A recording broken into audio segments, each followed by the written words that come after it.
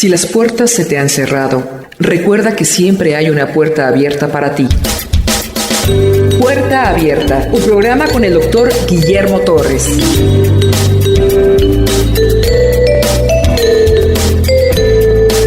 Capítulo 20 de la Confesión de Fe Bautista. Habrá que aclarar que en la Confesión de Fe, la primera de la Abadía de Westminster de 1647, no aparece este capítulo. Es en la Confesión de Fe Bautista de 1689 donde aparece este capítulo del Evangelio y el alcance de su gracia. Esta confesión de fe entendemos pues que es de contexto bautista. La que es anterior es la de Westminster y es la presbiteriana.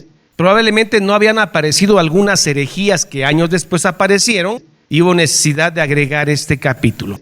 El capítulo 20 dice del Evangelio y del alcance de su gracia. Normalmente uno piensa que el Evangelio comienza a través de los evangelistas Mateo, Marcos, Lucas, Juan.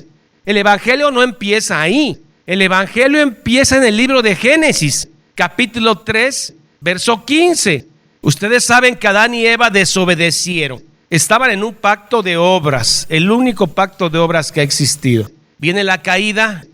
Era obvio que habían desobedecido y por lo tanto era obvio que iban a morir Adán y Eva. Pero Dios, en lugar de permitir su muerte, actúa con gracia y les da una promesa. Aquí aparece el protoevangelio. Protos es primero. El evangelio por primera vez aparece. Y pondré enemistad, enemigos para siempre, entre ti es la serpiente, y entre tu simiente y la simiente suya, la de la mujer. Esta, finalmente, que es Cristo, te herirá en la cabeza, golpe mortal, y tú le herirás en el carcañán, 3 días bajo tierra, pero resucitó. Aquí está el protoevangelio. Aquí comienza el evangelio. Evangelio quiere decir la buena noticia. No es una palabra privativa de las escrituras. Por ejemplo, cuando Augusto César nació, emperador romano, se dio el evangelio de que había nacido Augusto César. Pero siempre la palabra en la Biblia es evangelio en singular. En otros libros, no de la escritura, es normalmente evangelium, que es una palabra plural. Muchas buenas noticias, pero cuando se usa en singular es la buena noticia. Y esta es la buena noticia, que la simiente de la mujer, Cristo, te herirá en la cabeza. ¿Cómo se salvaron las gentes del Antiguo Testamento? Porque sabemos que a la del Nuevo Testamento se salvan por la fe en Jesucristo. La gente del Antiguo Testamento, ¿cómo se salvó? Y luego hay 2 tipos de gente en el Antiguo Testamento. Los que vivieron bajo la ley de Moisés y los que vivieron antes de Moisés, donde no había ley escrita. ¿Cómo se salvaron unos y cómo se salvaron otros? Para empezar, todos se han salvado por gracia, por fe. Abraham, Lot, Isaac, Jacob, todos ellos no tenían Biblia como ustedes la tienen ahorita, ni tampoco habían llegado la ley moral de Dios en el Sinaí, tampoco la ceremonial y tampoco la judicial. No había pues escritura de la ley antes de Moisés. De esa época, los que se salvaron, ¿cómo se salvaron? A esa gente Dios les dio gracia para creer en esta promesa. Cuando Abraham, Isaac, Jacob, Noé estaban acá, no estaba el Génesis, porque el Génesis, Éxodo, Levítico, los libros que escribió Moisés, no se habían escrito. No estaba en escritura esta promesa. Adán y Eva entenderían esto, se dieron cuenta que no murieron y que por gracia no iba a morir, iba a tener hijos. ¿Cómo se salva Noé? No había Génesis 3:15 escrito, pero sí estaba la promesa dada. Dios se la revela. Dios habla directamente con Abraham, con Isaac, con Jacob, con Noé. Lo hemos visto en el libro de Génesis. Dios tiene misericordia del que tiene misericordia. ¿Cuántos se salvaron de la generación de Noé? ¿Cuánta gente habrá habido en la tierra en ese momento? ¿Algunos millones? ¿Y cuánta gente se salvó? Dios es soberano. ¿Se da cuenta por qué Él dice manada pequeña, puerta angosta, camino estrecho? Muchos son llamados y pocos escogidos. ¿Cómo se salvó Noé? Vayamos a Génesis 6:8. Pero Noé halló gracia ante los ojos de Jehová. Dios lo elige para salvación. Él y a 7 más en su generación. Halló gracia. Usted que ha conocido a Cristo, le pasó lo mismo. Halló gracia. Este hombre, sin tener Biblia, sin tener nada, en un mundo perverso, halló gracia. Y así también Abraham, Isaac, Jacob, la gente de Hebreos 11:13. Conforme a la fe murieron todos estos. Está hablando de esos, los que antes que hubiera escritura del Génesis. Conforme a la fe murieron todos estos sin haber recibido lo prometido, sino mirándolo de lejos, creyéndolo, saludándolo y confesando que eran extranjeros y peregrinos sobre la tierra. ¿Pero en qué creyeron? En la promesa de Génesis 3:15. Dios se las da en conocimiento. La simiente que vendrá, el Mesías. No había Biblia y hallaron gracia. Y usted también hoy es salvo, aunque tenga Biblia, porque halló gracia de Dios. Seleccionado, llamamiento eficaz, elección incondicional. No había ninguna condición en usted buena que lo hiciera mejor que otro, por lo cual Dios lo elige. Seguimos 11, 13, 14. Porque lo que esto dicen claramente lo dan a entender que busca una patria celestial. Resumiendo, toda la gente del Antiguo Testamento, la que murió sin ley y la que murió con ley, se salvaron por haber creído la promesa de que un Mesías vendría.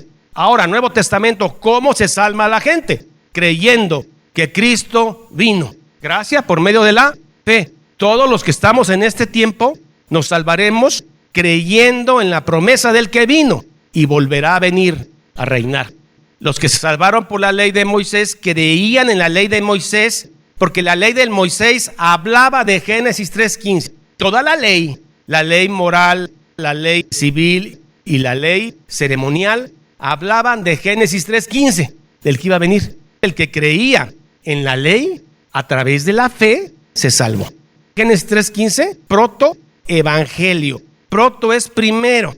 El evangelio está ahí, desde Génesis 3:15. Por eso el evangelio y su alcance de la gracia es en todo el tiempo del ser humano, desde Génesis hasta Apocalipsis. Ahí en Génesis 3:15, el evangelio tiene un crecimiento orgánico. ¿Qué es un crecimiento orgánico? Como un ser humano crece, como un arbolito crece. ¿Cómo crece un arbolito? ¿Usted lo siembra hoy y mañana está dando frutos? No, después de abonarlo, un tallito. Y empieza a crecer con el tiempo a través de los años, hasta que llega un tiempo en que se hace maduro, cuando da frutos. Así es el evangelio. La semillita aparece en Génesis 3:15. El arbolito sigue creciendo con Abraham, con Isaac, con Jacob. Sigue creciendo con David. Sigue creciendo con los profetas. Y el árbol llega a su madurez cuando Cristo muere. Revela todo a sus santos apóstoles. Y usted la tiene en ese libro, el cual la gente no lee y no ama, porque no hallaron gracia. Por eso ese libro está empolvado, porque no hallaron gracia. Pero el que halló gracia lo lee, se goza en la palabra. Revelación orgánica del evangelio. Efesios 3:5, misterio. Es lo que no se deja ver claramente, que está oculto o semioculto. Está hablando del evangelio. Pero el evangelio caminó con Abraham, con Isaac, con Jacob, con los profetas. Lean Éxodo y vean si no está Jesús ahí. Lean Levítico y vean si no está Jesús ahí. Lean todos los libros de la Biblia y vean si no está Jesús ahí. Pero semi-escondido. La ley ceremonial era sombra de lo que había de venir. Entonces miren lo que Pablo está diciendo ahora. Misterio que en otras generaciones no se dio a conocer a los hijos de los hombres. Señor, pues tú quieres que todo el mundo se salve. No es así. Cristo vino a morir por los que antes conoció, amó, predestinó, adoptó, santificó y glorificó. Como ahora es revelado a sus santos apóstoles y profetas por el Espíritu. Porque todavía el canon no se había cerrado. Entonces la revelación estaba todavía fuerte, todavía en el tiempo de los apóstoles. Pero antes fue un misterio. Y usted lo tiene ahí en su regazo. Y usted sabe que es palabra de Dios, es poder. Y como dice Pablo, no me avergüenzo del evangelio porque es poder. ¿Y usted se avergüenza del evangelio? No. Vayamos a 1 Corintios 1:18. ¿Qué pasa con la gente de esta época que no halló gracia? Que no es como Noé. Estos sermones con las iglesias de crecimiento se vacían, pero es un sermón bíblico. Son sermones que no le gustan a la gente. La gente quiere esas cosas de que usted crea en Cristo y usted va a ser sano, salvo, usted no se va a enfermar, usted va a tener mucho dinero, mucha prosperidad, declárelo nada más, deje su diezmo y vámonos. Estos sermones alejan a mucho incrédulo, claro. La palabra del evangelio es locura a los que se pierden, porque para ustedes poder de Dios. No halló gracia a ese hombre. Usted como Noé ni siquiera la buscó. Dios lo buscó a usted y halló usted gracia como Noé. Caín no halló gracia. Abel halló gracia. No es del que corre ni quiere ni del que se esfuerza, sino del que Dios tiene misericordia, porque Dios es soberano. Vamos al texto. Primer punto, capítulo 20. Vayamos al principio, Génesis. Habiendo sido quebrantado el pacto de obras por el pecado, ¿quiénes han tenido el pacto de obras? Adán y Eva. Y habiéndose vuelto inútil ese pacto para dar vida, agradó a Dios dar la promesa de Cristo. Génesis 3:15. La simiente, no las simientes, la simiente de la mujer como el medio para llamar a los elegidos, Cristo. Y es Él el que engendra fe y arrepentimiento. La fe y el arrepentimiento no nacen del ser humano, del hombre caído, muerto. Romanos 3, es una gracia, es un regalo. Usted se arrepintió y se sigue arrepintiendo. Tiene fe y sigue teniendo fe hasta el fin por la gracia de Cristo. En esta promesa, Génesis 3:15, el evangelio, en cuanto a su sustancia, fue revelado. Aquí el evangelio no es explicado. El evangelio es explicado hasta que llegan los apóstoles y llega Cristo y lo explica. Los profetas y toda esa gente habló de mí. Si ustedes siguieran a Dios, me seguirían a mí. Ellos hablaron de mí. En Él se cumplían todas las promesas. Todo quedó revelado, quedó explicado. En Génesis 3:15 nada más está la sustancia, la esencia, pero no está explicado. Es Jesús quien viene a explicar todo. Pero extrañamente no se lo explica a todos. Una vez Jesús dijo, a ellos les predico por parábolas, los que no hallaron gracia, para que oyendo no oigan y viendo no vean. Pero a ustedes que hallaron gracia, a ustedes les es enseñado el reino de Dios. ¿Es Dios malo? No, es soberano. Y Jesús dice después, y al que tiene poco, se le quitará lo poco que tiene, y al que tiene mucho, se le dará más. Está hablando de fe, está hablando que los que hallaron gracia aquí tendrán más, los que no hallaron gracia aquí no tendrán nada. No está hablando de dinero, ni de beneficios en esta tierra. Y al que tiene poco, se le quitará lo poco, y al que tiene mucho, se le dará más. Y en ella es eficaz para la conversión y salvación de los pecadores. El evangelio es suficiente, eficaz para el que se va a salvar. Tenemos que meter música, tenemos que meter sonido, láser, bocinas de primera línea para que la gente se convierta. No, yo me convertí por las canciones de fulano de tal. Nadie se convierte por cancioncitas. Dice Timoteo, la fe viene por oír y oír palabra de Dios. La gente se convierte por creer en el evangelio. Estoy harto de esperar promesas. Quiero aquí y ahora. Lo acaba de decir un blasfemo. Primera de Timoteo 6:3. Si alguno enseña otra cosa que no sea evangelio y no se conforma a las sanas palabras de nuestro Señor Jesucristo y a la doctrina que es conforme a la piedad que está en el evangelio, no es cristiano, está envanecido, nada sabe, delira acerca de cuestiones y contiendas de palabras. Hay que predicar menos palabras, que estén más activos, más en movimiento. Un poco de buen humor también ayuda. La enseñanza se sella con el buen humor. ¿Cómo no se le ocurrió a Pablo? ¿Cómo no se le ocurrió a nuestro Señor Jesucristo meter más buen humor en el evangelio para que la gente se convierta? Y entonces empiezan a copiar técnicas del mundo metidas en la iglesia y se olvidan de enseñar el evangelio que tiene poder para convertir al pecador. si no se conforman a las sanas palabras de Jesucristo, están envanecidos y deliran. Vamos a ver Efesios 2:12. En aquel tiempo, le está hablando a los gentiles. En aquel tiempo estaba sin Cristo, eran griegos, alejados de la ciudadanía de Israel y ajenos a los pactos, promesas, sin esperanza, sin Dios en el mundo. Esto éramos cuando no conocíamos a Cristo. Pero ahora, en Cristo Jesús, ya no en el judaísmo, ya no en la ley mosaica. Cuidado aquel que lo quiere judaizar, póngase la kipa, el talit, el alfolit, y así empiezan poquito a poquito a llevarlos a la ley. Pero ahora en Cristo Jesús, vosotros que estabais otro tiempo lejos, habéis sido hechos cercanos, hijos, por la sangre de Cristo. Gálatas 3:15-22. ¿La ley de Moisés invalida la promesa que se le hizo a Abraham? No, hablo en términos humanos.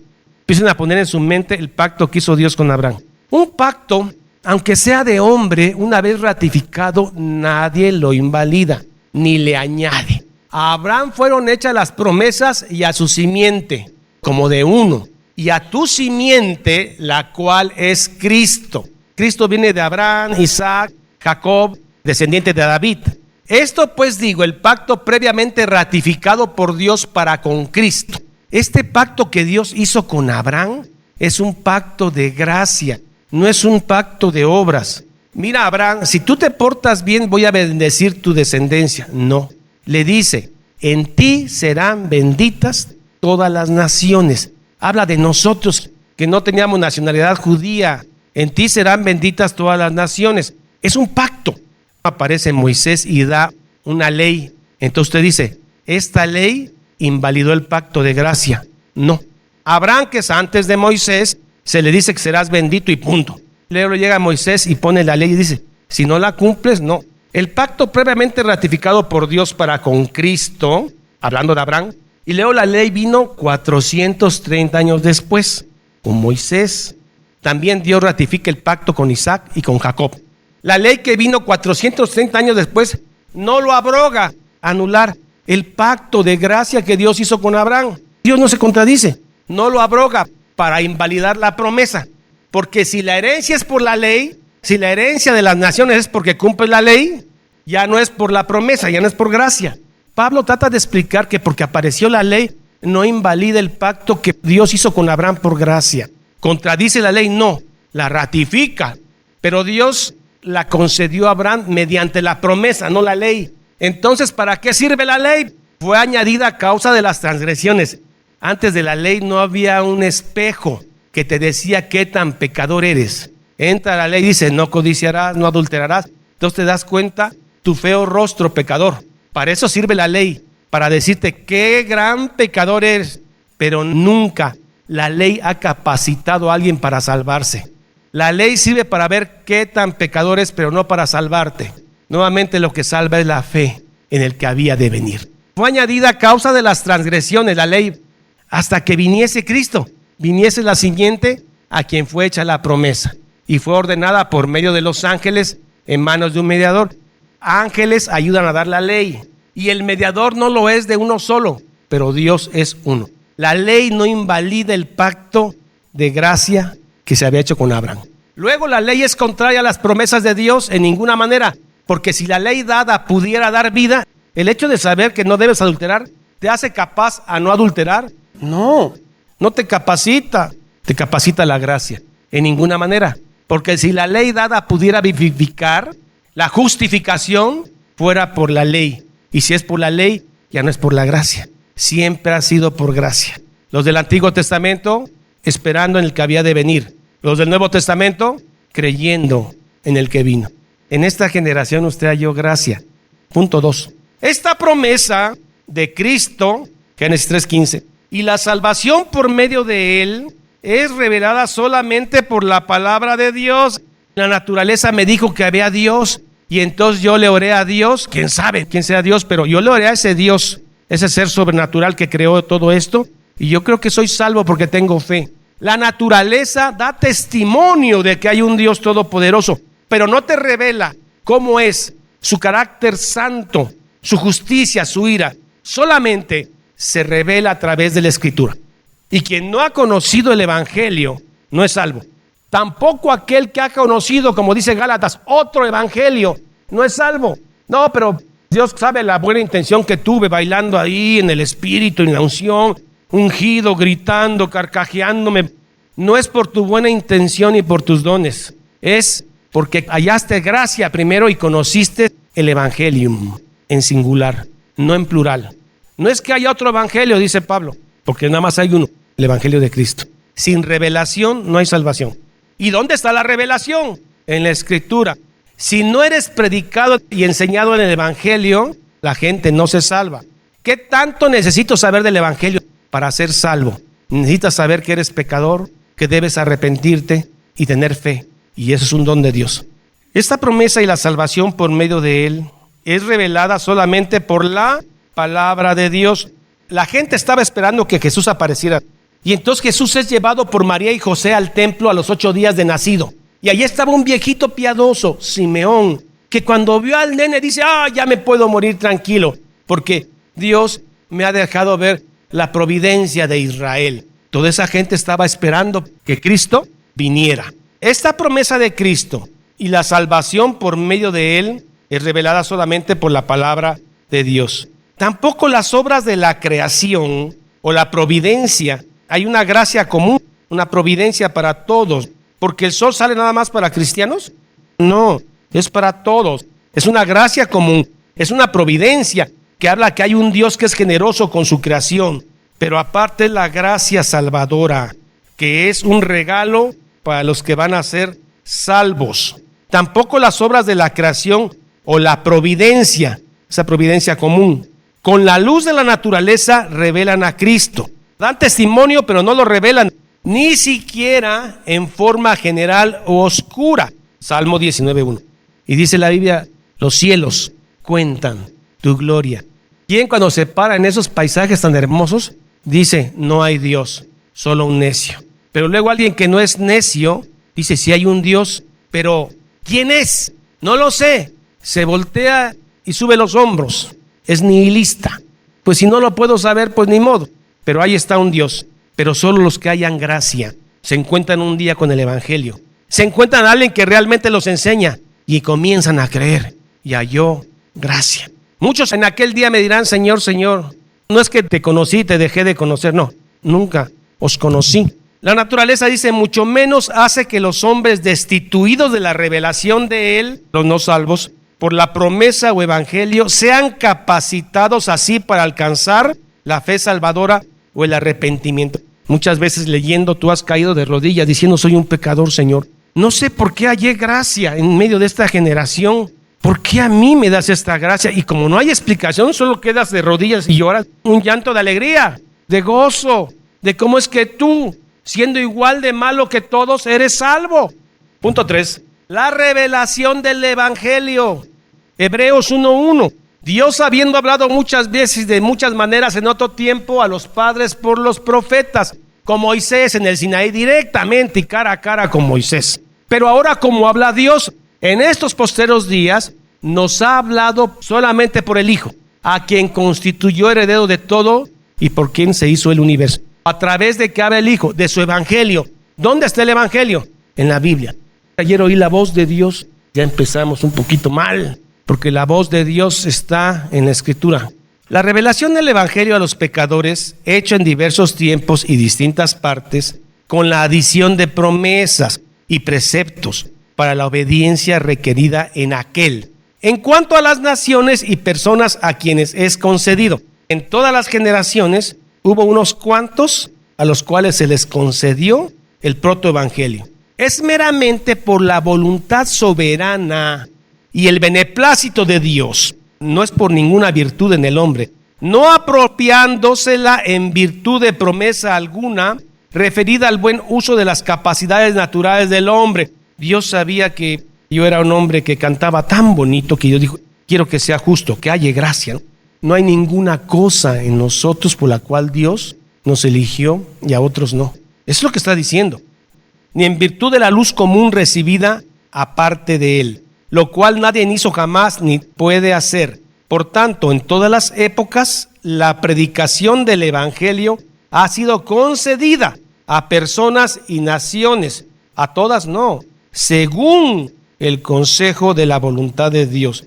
Romanos 9:16. Así que no depende del que quiere, ni del que corre, sino del que Dios tiene misericordia, que es soberano.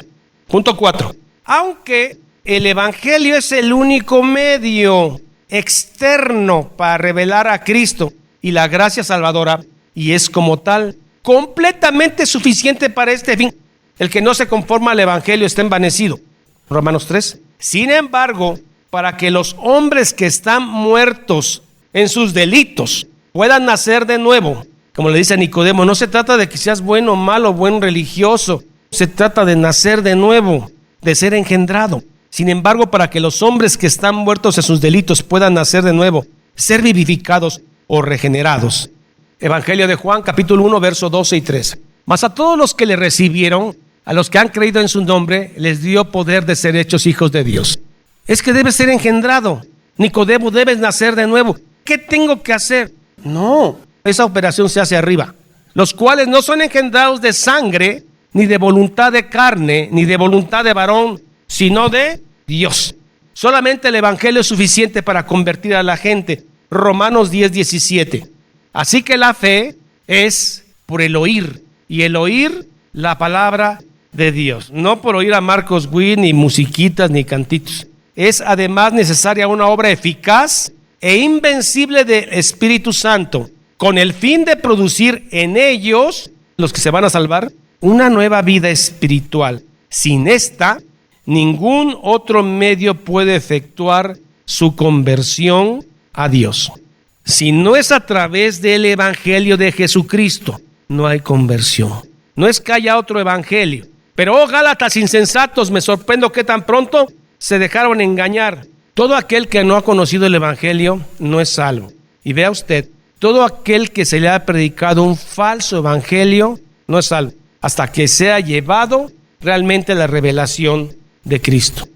Hay que llenarlo de escritura, no para vanagloria, sino como el salmista dijo, tu palabra es tan dulce a mi paladar. Le encanta la palabra, no para ser un fariseo o un intelectual. Ahí encuentra el gozo. ¿Qué pasó aquí para que usted creyera en el evangelio? Nada. Esa operación se hizo arriba y la ira de Dios fue satisfecha en la cruz de Cristo.